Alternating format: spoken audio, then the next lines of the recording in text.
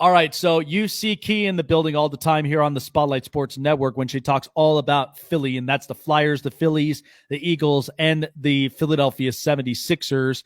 And we've got a lot to talk about, especially with the newly acquired Philadelphia 76er. And so she is joining me backstage live via the Global Satellite Network, presented by StreamYard. It's Key in the building. So that's got to feel great for Philadelphia, doesn't it? That's got to feel great for James Harden in his debut, smiling, laughing, enjoying himself. Like, what was your reaction the second you saw the trade, and now with it panning out with his debut, that this has to feel good for 76ers fans? So this whole time I'm like, Daryl, he's not trading Ben. We just gonna keep Ben. We gonna wait till the off season because that was the whole thing throughout this whole process. Oh, we're gonna wait till the off season. Oh, we're only want a caliber star back for him. I'm like, Daryl, not trading him. I'm watching. I'm like, it's the last day. You know, all the notifications going off. Oh, Halliburton goes here. Such and such goes here. I'm like, Daryl, you're not pulling the trigger. Like, what are we doing? So I'm sitting here and I'm like, oh snap. He actually did it. And I had to apologize to him. I'm like, I'm sorry, Daryl. I'm sorry I ever doubted you, sir, that you would move Ben Simmons out of here. I mean, everybody's like, oh, well, we lost Seth and Andre Drummond. I get it. Seth was some timey shooter. Some games he'll give you 20 and plus. Some games you might get 7 or 10 from him. Andre Drummond was a good backup for Joel Embiid. He don't score very much, but he can grab rebounds, and he's a good passer to be a big man. So most Philly fans is all gripe and heard about that, but I don't think they worrying about that Ben, Seth, or Andre right now. Yeah.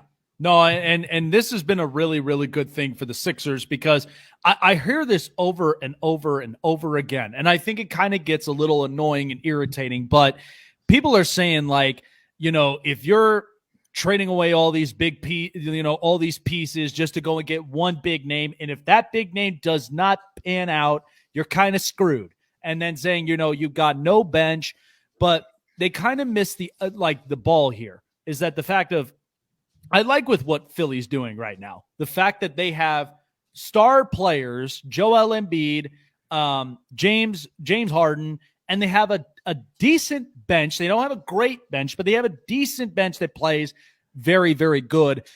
Is this kind of something that's really heightens their chances of potentially chasing for a championship?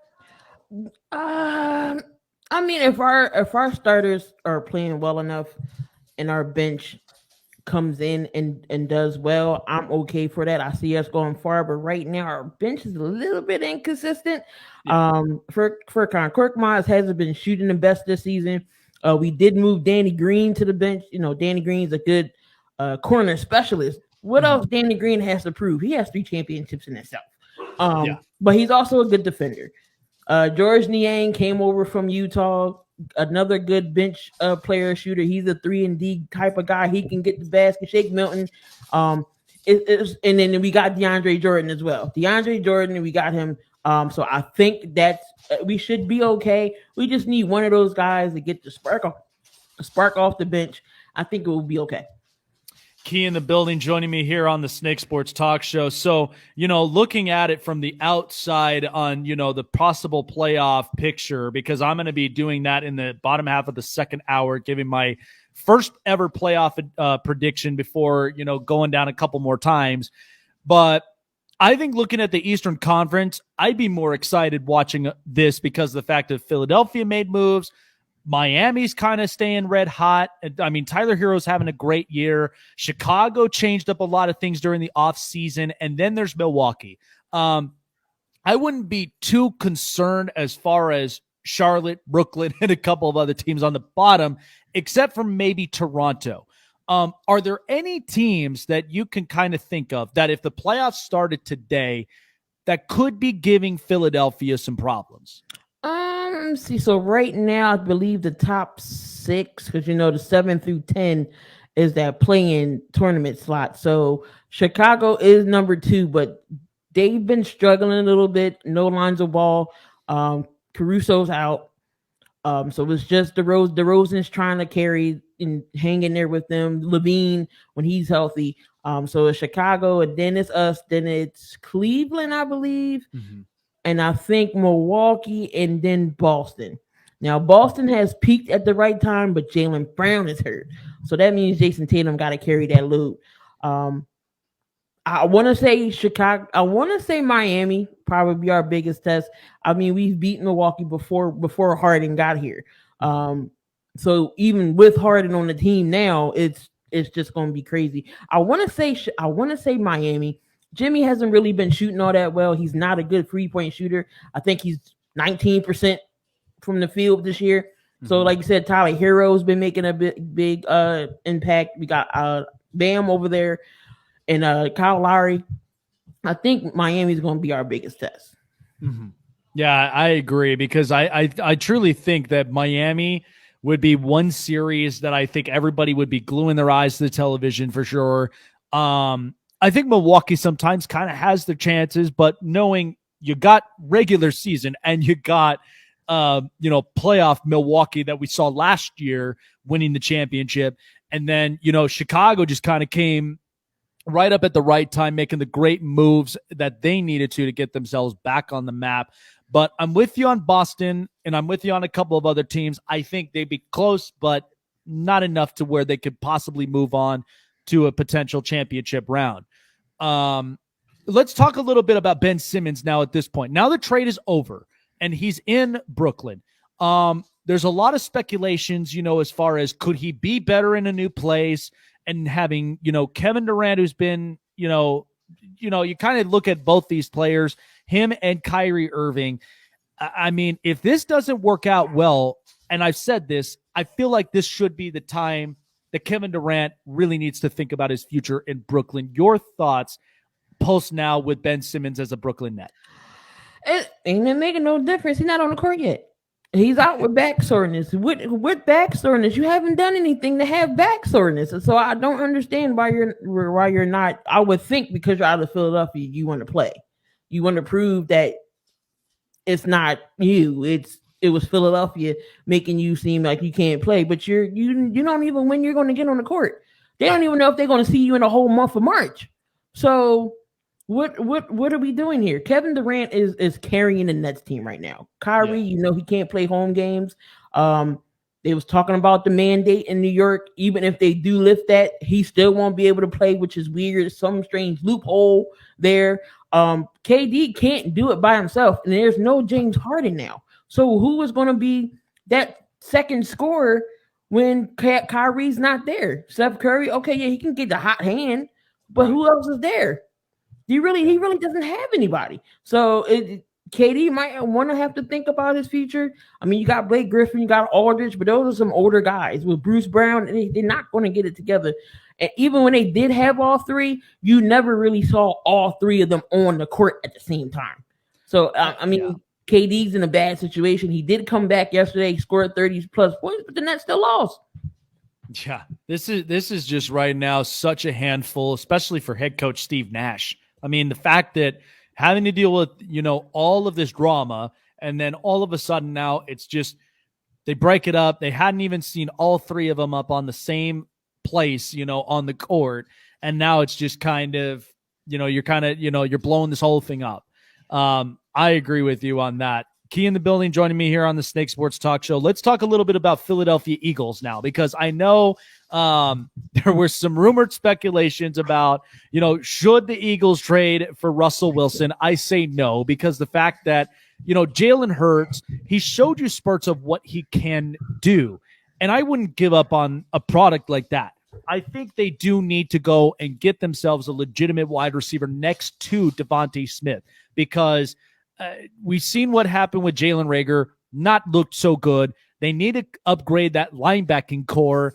When you saw the rumors, I think this was kind of more hysterical to me. But what would you say right now is the focal point that should be focused on for the Philadelphia Eagles? So of course, who would not want to Russell Wilson on a team?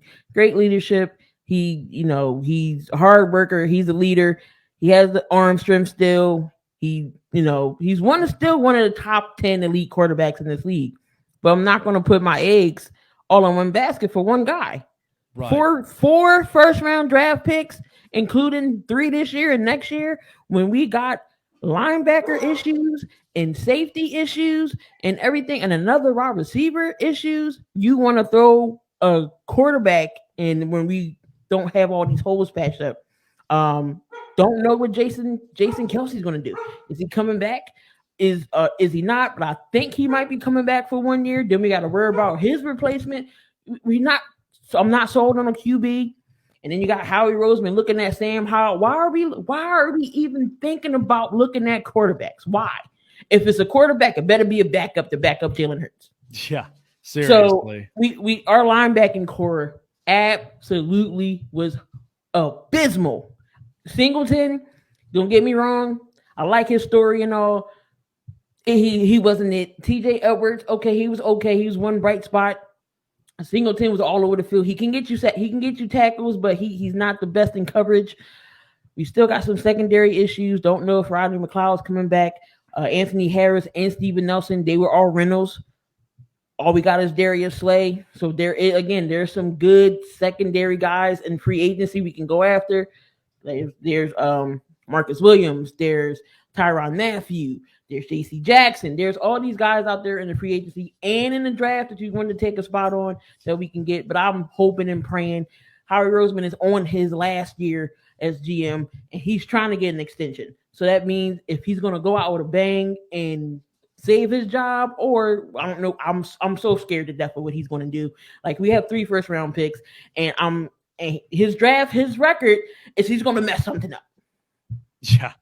No, I totally agree. I mean, anything that can happen in the mind of Howie Roseman, honestly, but I agree with you when it comes to the Eagles that, like I said, I really would not give up on a product like Jalen Hurts. I don't know why that this was even a speculation to even begin with, because with all those picks and then throwing in Darius Slay, I thought, come on, that's not something I would literally tamper with.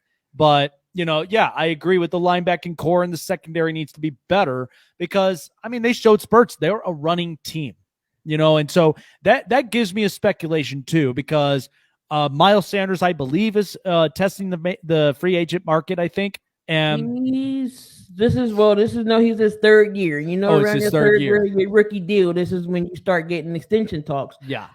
The Eagles, the one thing I think they're smart about this right now, not giving him an extension because he hasn't really been on the field that much. He's injury. You might say he's injury prone, but still he's a good runner. And I think they're going to wait out this year just to see what he does. Now, if he produces and he's scored. Now, the thing about him like this last season was great runner, couldn't get in the end zone. Could not find a touchdown. He had good numbers. He just had no touchdowns. He was hurt. We got a good offensive line. Sirianni got it together in the later weeks to run the football. Oh, let me run the ball now. It's effective. We went to the playoffs with running the ball, and then we got to Tampa Bay, and he went back to his week 2 self of not running the ball. So, I mean, I would love to have Miles Sanders here. We got Boston Scott. I think he might be a free agent. We still got Kenneth Gainwell, our running back we got from Memphis. He showed sparks too. He's going to be here.